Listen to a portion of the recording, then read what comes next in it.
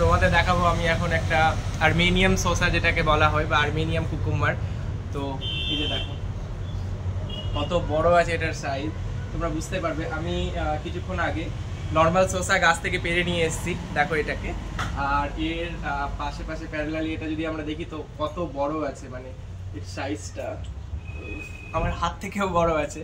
তো এটা আমারই গ্রো আপ করানো, তো আমি ভাবলাম তোমাদের সাথে শেয়ার করি যে কত বড় হতে পারে এই আর্মেনিয়াম শসাগুলো।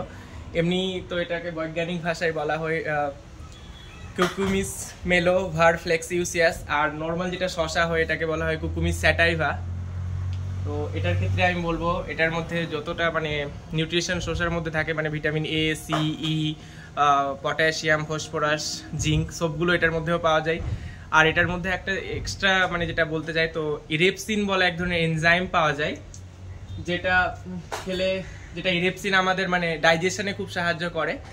আর একটা যদি আমি বলি, তো এই ধরনের শসাতে আমি যতটুকু জানি এর সিডসগুলো যদি আমরা কনজিউম করি বা স্যালাদ হিসাবে খাই, তাহলে আমাদের যেটা ইন্টেস্টিয়াল মানে আমাদের অন্ত্রে যেটা ফিতাকৃমি হয়ে যায়, তো ওটা থেকে আমাদের রিলিভ করতে খুব সাহায্য করে। তো এটাই। আর মেনলি হলো যে এই সাইজটা দেখানো তোমাদের কত বড় আছে এটা, তো এটাই। চলো।